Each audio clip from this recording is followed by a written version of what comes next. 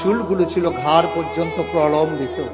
তিনি কখনো বা চুলের মাঝে যখন তৈল দিয়ে আঁচড়াতেন, কোকড়ানো চুলগুলো যখন ঢেউ খেলতো, অবাক বিস্ময়ে সাহাবারা তাকিয়ে দেখতেন, মনে হতো মৃদুমন্দ ঢেউ দেখা যায়।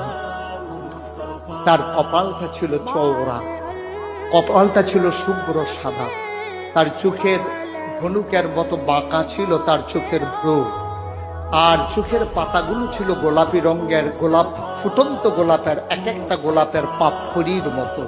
তিনি কখনো বা যখন একটু চোখের পলক ফেলতেন, চোখের পাতাটা যখন নড়ে উঠত, অবাক বিস্ময়ে মানুষ তাকিয়ে দেখতো, মনে হতো মৃদুমন্দ বাতাসে যেন ফুটন্ত গোলাপের এক একটা গোলাপ পাপড়ি মনে হয় যেন দোল খাচ্ছে। তার চোখের সাদা অংশ ছিল রক্তিমাভ সাদা, কালো অংশ ছিল তার কৃষ্ণ কালো। তার নাকটা ছিল খাড়া, নাকের ছিদ্রগুলো ছিল ছোট ছোট।